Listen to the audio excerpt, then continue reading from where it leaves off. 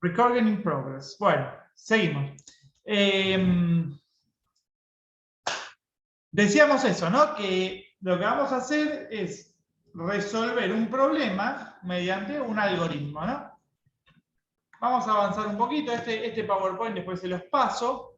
La idea es que nosotros vamos a diseñar nuestro algoritmo en un lenguaje que es muy parecido a un lenguaje natural, que se llama pseudocódigo. ¿Por qué se llama pseudocódigo? Porque en realidad no es código que una PC pueda leer.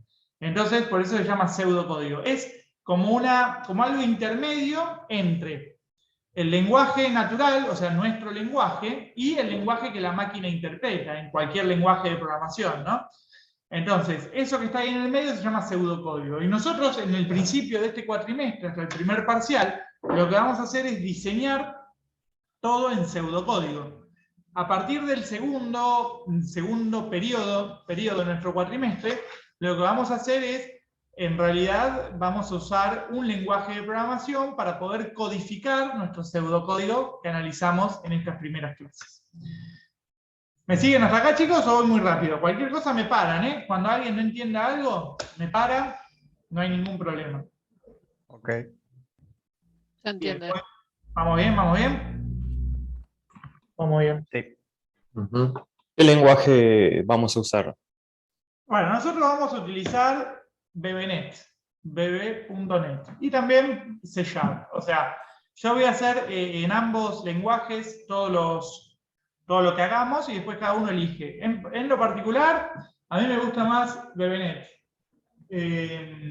Yo sé que en el mercado se usa más C#, pero a mí me gusta más Visual Basic. La realidad es que si saben uno, el otro es muy parecido, ¿no? Entonces, en realidad, si saben pensar, lo más importante es diseñar el algoritmo. Después, traducirlo al lenguaje es muy fácil, ¿no? Y más hoy en día.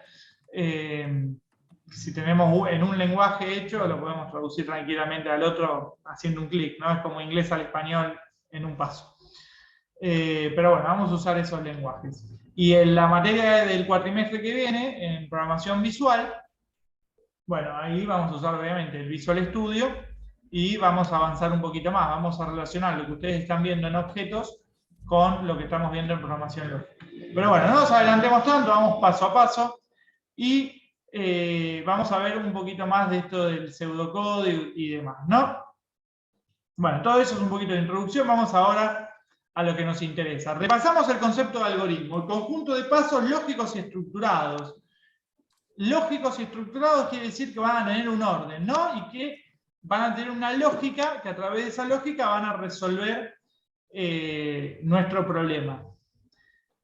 ¿Qué necesitamos? Bueno, necesitamos pensar bien el problema para poder desarrollar, a través de un razonamiento lógico-matemático, la metodología que me hace resolver ese problema en particular, ¿no? Por eso, en las carreras de este tipo de ingenierías en sistemas o cualquier carrera de sistemas, hay muchas materias que son de matemáticas, física, química, y uno dice, ¿pero eso para qué me va a servir? Y en realidad eso te ayuda a pensar. O sea, te ayuda a desarrollar tu cerebro, tu parte del cerebro, que es la parte lógica, y eso hace que después agarras un problema de la vida real que necesitas programar, y lo que desarrollaste en esas inteligencias te ayuda a pensar los problemas, ¿no? Ahí está, ahí estoy aceptando a los que están en sala de espera. Creo que ahí entró Laura, pero me parece que debe tener problemas de conexión. Bueno, seguimos.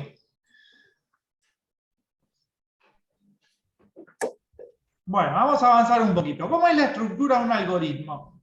La estructura de un algoritmo tiene básicamente 3 pasos, chicos, y cualquier algoritmo va a funcionar de esta manera. Tenemos una entrada de datos, tenemos un proceso que va a ser la transformación de ese dato a través de las operaciones, que vamos a ver qué tipo de operaciones podemos hacerle, y vamos a tener una salida, que son los resultados que vamos a obtener a través del procesamiento de esos datos, ¿ok?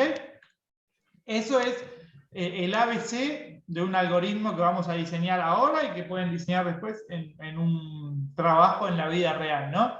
Una entrada de datos, un procesamiento de ese dato y una salida de los datos, ¿no? Y todo eso lo vamos a hacer primero en pseudocódigo y después en un lenguaje de programación. Bien, ahora, ¿cuáles son los pasos para descomponer este algoritmo, ¿no? Paso 1, definimos el problema. Este es digamos, el paso más importante. Si yo no defino bien el problema, o sea, no defino lo que quiero obtener, no defino cuál es el resultado que quiero que este algoritmo me devuelva, realmente lo que voy a hacer va a tener poco sentido, ¿no? O sea, lo más importante es la definición del problema que yo voy a resolver. Luego el análisis. Tengo que organizar todos los datos que yo, que analice, que son importantes. La semana pasada hablábamos, no sé, de un software para un kiosco. Bueno, ¿cuál es en este caso la descomposición de mi algoritmo? Vamos a agarrar una parte de este ejemplo. Yo puedo decir que una parte de este ejemplo es, bueno, el descuento, no, la suma del stock cada vez que viene un proveedor, ¿no? Entonces, mi problema es la suma del stock. Entonces, yo tengo que definir bien ese problema. Bueno, ¿cuándo voy a ingresar stock? ¿De qué manera lo voy a ingresar? ¿Se ingresa por unidad? ¿Se ingresa sí o sí por bulto? Todo eso son definiciones de mi problema, ¿no? ¿Cuántos proveedores tengo? ¿Puedo añadir más proveedores a mi sistema? Bueno, todo eso va a formar parte de definirlo y de analizarlo, ¿no? Eso hace un analista de sistemas, ¿no? Agarra un problema y lo primero que hace es analizarlo. Va a hacer el trabajo de campo. El trabajo de campo se refiere a ir al lugar y analizar. ¿Cómo hago eso? Bueno, entrevisto a los que reciben a los proveedores, entrevisto a la persona que le paga al proveedor, entrevisto a la persona que hasta el momento anota todo en una libreta o lo hace en un Excel, por ejemplo, ¿no? Y veo cómo es, quién le paga, quién suma el stock que había, quién pide cuando hace falta. Bueno, todo eso es parte del análisis de un analista de sistemas.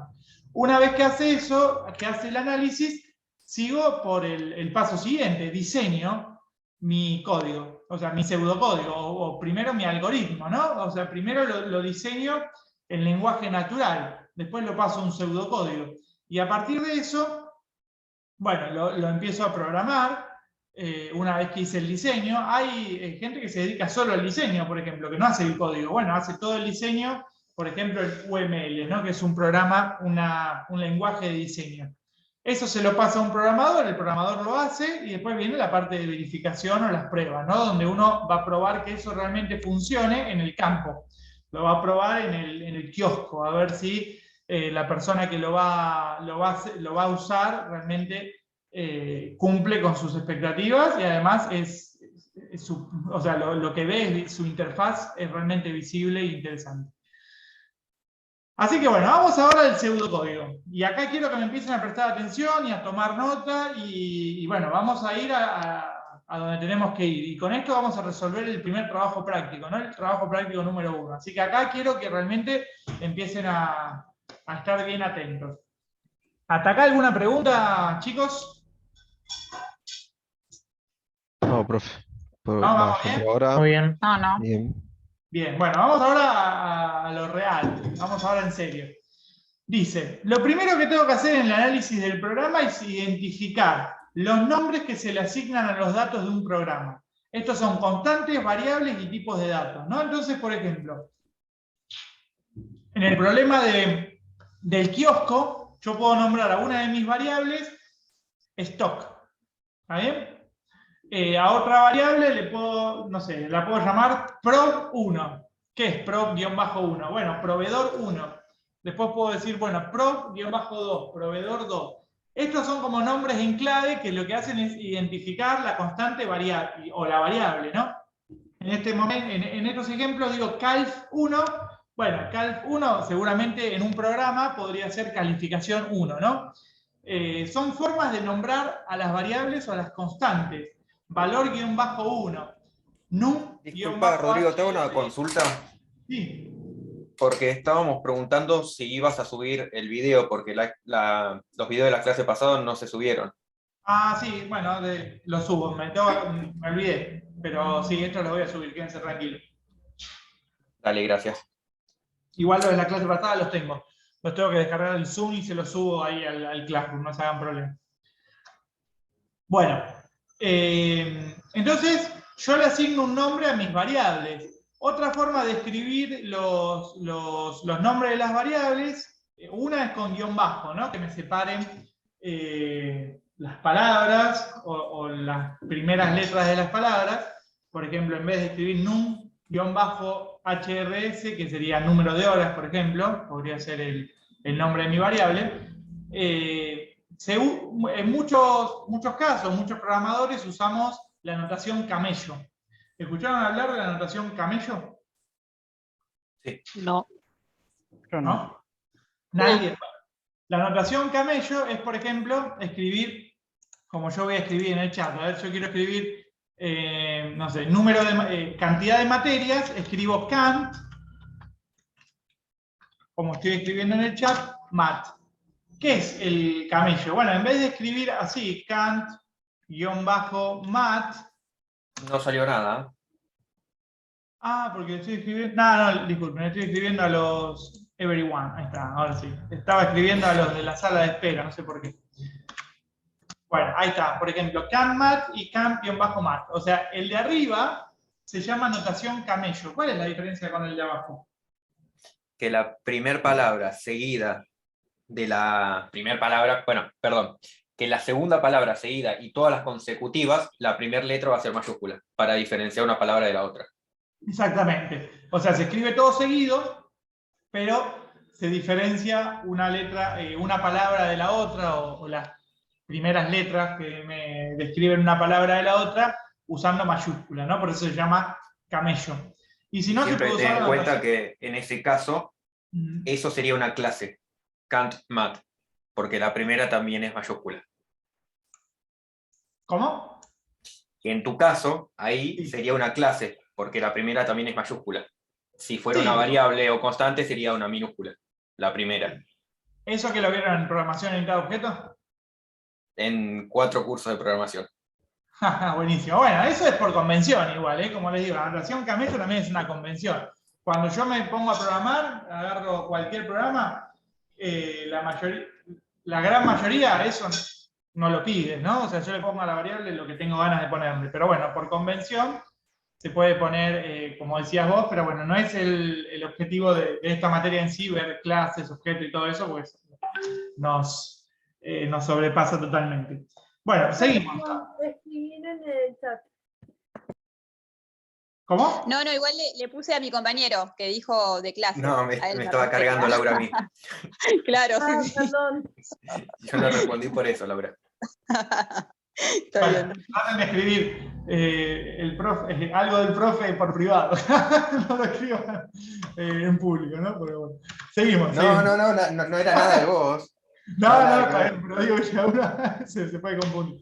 Bueno, tipos de datos. ¿Qué pasa? Cuando yo hablo de una variable, de una constante, ¿cuál es la diferencia entre variable y constante? Que eso lo vimos la semana pasada. Una variable puede variar su contenido durante la ejecución del programa y la constante va a ser igual durante todo el programa. Excelente. Jorge, ¿no? Uh-huh. La definición de Jorge fue espectacular. Y todos la tienen que tener así de presente como la tiene Jorge. Repetila, Jorge. Una variable, su valor puede variar durante la ejecución del programa, y una constante es un dato que va a ser igual en toda la ejecución del programa. Excelente. Me encantó la definición de Jorge. Esa la tenemos que tener bien presente. Ahora, estas constantes y estas variables, que las llamamos nombre, num-cta, o sea, el número de cuenta, calc1, calc2, calificación 1, calificación 2, y las llamamos como tengamos ganas de llamarla. Ahora le tenemos que asignar un tipo de dato. Por ejemplo, los tipos de datos o sea, hay muchos tipos de datos, ¿no? Pero vamos a hablar de los que más vamos a utilizar nosotros y los que más se utilizan en la realidad. Bueno, un campo ultra remil utilizado es el campo numérico, ¿no? El campo numérico va a tener adentro números enteros o números reales. Bueno, cuando hablamos de números reales, hablamos de números racionales, ¿no? En realidad, números que tengan coma, ¿no? Que sean tanto positivos como negativos. Entonces, obviamente que los enteros son los que no tienen parte decimal, por ejemplo, 250 menos 5, y los reales son los que tienen parte decimal, ¿no? 3,1416, menos 27,5, etcétera, etcétera. Pero lo importante es que son campos numéricos. ¿Qué pasa? ¿Por qué es importante esto? Porque si yo, por ejemplo, digo, bueno, calf1 va a ser un campo numérico. Bien. Entonces, cuando yo en tiempo de ejecución del programa, si yo a calf1 le asigno el número 1000, está todo bien con el programa, ¿no? Va a avanzar. Ahora, si yo a calf1 le asigno la palabra Rodrigo, bueno, eso en tiempo de ejecución del programa va a dar un error. Entonces el programa ahí se va a cortar, o va a tirar un error, o va a tirar un mensaje, o va a dejar de ejecutarse, lo que sea, ¿no? Depende de cómo esté capturado el error. Pero al fin y al cabo va a haber un error. ¿Cuál va a ser el error? Que yo a una variable de tipo numérica, o a una constante de tipo numérica, le quiero asignar un valor que no corresponde a su tipo de dato. O sea, el tipo de dato es como, no sé, la identificación de la variable, ¿no? Si yo le quiero dar algo que la identificación no le corresponde, eso va a haber un problema, va a haber un error en el programa. ¿Ok? ¿Me siguieron con eso? Esto es importantísimo. ¿Se entendió? Hago una consulta, Rodrigo. Estamos trabajando lo que estamos viendo sería un pseudocódigo, ¿no? Pseudocódigo, sí. Está bien. ¿Y hay alguno en especial que estamos viendo? Bueno, de eso vamos a hablar más adelante, ¿no? Pero el pseudocódigo no tiene reglas generales a nivel mundial, digamos, ¿no? O sea, hay muchos tipos de pseudocódigos y en realidad no importa cuál usemos porque son parecidos, ¿no? Pero no es como un lenguaje de programación que tiene pautas específicas, no sé, termino un renglón, pongo punto y coma, por decir una pauta de algún lenguaje en particular como C#. No, esto se puede escribir de distintas formas y más o menos me interpretan lo mismo, porque en realidad el pseudocódigo, lo que yo quiero hacer con el pseudocódigo es pasar lo que es del lenguaje muy coloquial, muy natural, de lo que nosotros hablamos, a algo que se asemeje después a un código de máquina, ¿no? Como una previa. Entonces no tiene reglas tan específicas. Vamos a tener algunas reglas generales, pero no reglas tan específicas. Que decir, bueno, si no cumplo esto, estoy fuera del pseudocódigo. No pasa así con el pseudocódigo, porque en realidad no es un lenguaje que la máquina me va a leer al fin y al cabo. Seguimos entonces. ¿Qué otros tipos de datos tengo? Bueno, los tipos de datos lógicos. ¿Cuáles son los tipos de datos lógicos? El que puede tomar solo dos valores, verdadero o falso. ¿Vale? Esos son los tipos de datos lógicos. También se lo llama datos booleanos, ¿no? Con dos O, booleanos. Bueno, son estos, verdadero o falso. Es el tipo de dato, bit, le puedo decir, verdadero o falso. Y bueno, obviamente que lo vamos a usar para las comparaciones, ¿no? O sea, yo le voy a preguntar en mi algoritmo, en mi pseudocódigo, no sé, por ejemplo, ¿esta variable es mayor a tal número? ¿Esta variable es igual a tal dato, a tal nombre? Bueno, eso me va a dar como resultado un dato de tipo lógico que va a ser verdadero o va a ser falso. Obviamente que yo en una variable me puede interesar almacenar un tipo de dato lógico. Por ejemplo, si yo tengo que almacenar si la gente está vacunada o no está vacunada, bueno, puedo definir mi variable está vacunado, por ejemplo, está guión bajo vacunado o está con camello vacunado, y bueno, lo defino como un tipo de dato lógico, donde solamente se pueda cargar verdadero o falso. Después, en la interpretación en mi programa, bueno, verdadero seguramente lo voy a interpretar como que la persona está vacunada y falso como que la persona no está vacunada. Pero sí se utiliza, la realidad es que se utiliza un montón, ¿no? Se utiliza un montón el tipo de dato lógico. ¿Vamos hasta acá? ¿Estos son variables? ¿Variables o constantes? O sea, vos a esto lo pones al principio cuando estás programando y lo definís, digamos. Claro, sí. O sea, antes de asignarle el valor a una variable, la tengo que definir. Claro. O sea, hasta ahora, ¿qué voy a definir de cada variable y de cada constante? ¿Qué vimos hasta ahora? Hay que definir dos cosas por el momento. Número uno, El tipo y el valor. Identificador y tipo de datos. El tipo de dato y el identificador, que sería el nombre. O sea, las dos cosas que voy a definir de cada una de mis variables, antes de empezar a asignarle valores, es qué nombre tiene, o sea, su identificación, y su tipo de dato. ¿Ok? Ok. ¿Estamos bien hasta acá? Bien, seguimos. En cualquier momento se nos corta, ¿eh? Así que volvemos a entrar. Tenemos entonces el tipo de datos, dijimos numérico, lógico y alfanumérico. Bueno, el alfanumérico es el más conocido de todos, ¿no? Es el que me permite ingresar cualquier carácter, sea texto, sea número, sea algún carácter especial del teclado o lo que sea, ¿no? Entonces, en el alfanumérico le puedo meter todo. Bien, esos son los tres datos más importantes. Después vamos a ver más, ¿no? Obviamente, pero vamos con eso. Y acá nos metemos a ejemplos de variables, ¿no? Como bien dijo el compañero hace un ratito, Jorge, una variable me permite almacenar de forma temporal los valores. ¿Por qué? Porque en la ejecución del programa, la variable puede ir cambiando su contenido. ¿Está bien? Entonces, en este ejemplo, la variable promedio va a ir variando su contenido dependiendo de qué. De las notas. Para De las las calificaciones calificaciones. 1, 2 y 3. Exactamente.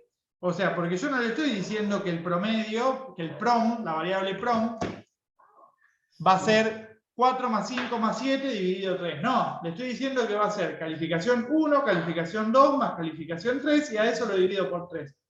Pero las calificaciones 1 y 2 y 3 también son variables que yo le puedo en tiempo de ejecución cambiar su contenido. ¿Ok? ¿Me siguieron con eso? Bueno, esto es pseudocódigo. Esto que está acá abajo, esta línea que está en negrita, es pseudocódigo. O sea, prom igual calificación 1 más calificación 2 más calificación 3, cierro paréntesis, dividido por 3, es una línea de pseudocódigo. Y ahí ya le estoy introduciendo más cosas. Fíjense que en pseudocódigo puedo utilizar operadores matemáticos como el igual, como el paréntesis, como la suma, como la división. ¿Ok? Y puedo mezclar variables con constantes. Por ejemplo, 3. ¿No? 3 es una constante. Entonces, puedo utilizar también una constante. ¿Qué es una clase? Me pedían que explique. Bueno, una clase. Una clase, si me pongo a explicar la teoría de objetos, chao, vamos a estar hasta mañana. No, vamos con paso a paso, ¿no? Vamos primero con esto que es la base. Tienen que ir paso a paso y entendiendo de a poquito, ¿no? Bueno, constantes. Son datos numéricos o alfanuméricos que contienen un valor que no cambia durante la ejecución del algoritmo o programa. En este caso, ¿cuáles serían las constantes? 3 y pi. 3 es una constante. ¿Y qué más? Y no está especificado, pero pi puede ser una constante. Pi va a ser una constante porque siempre va a valer 3,1416. Solo por el nombre lo definimos. Claro, Pero, o sea, yo sí. en esta línea de código, como yo no le cambio, no le voy a cambiar el valor a pi, siempre va a valer 3,1416, ¿no? Entonces, Acá arriba tenés ahí donde dice constantes, son datos numéricos o alfanuméricos que contienen. Es cualquier tipo de dato. Les digo porque es cualquier tipo de dato de los que nombró antes el profe. claro, sí puede ser La de también constantes. tranquilamente un dato lógico, ¿no? Un verdadero o falso, o cualquier tipo de dato de los que todavía no vimos, ¿no? Porque hay más tipos de datos. También depende del lenguaje de programación. Pero bueno, no nos vamos a meter tanto en el detalle ese, porque por ahora con estos tres datos nos van a alcanzar. Pero fíjense que lo que es constante es lo que no va a cambiar. El 3,1416 no va a cambiar en la ejecución del programa, y el dividido 3, o sea, el 3 tampoco va a cambiar. Bueno, seguimos un poquito con esto. Vamos a avanzar. Bueno, acá estaba la parte que les contaba recién, ¿no? Operadores y expresiones. El pseudocódigo, y esto es porque en los lenguajes de programación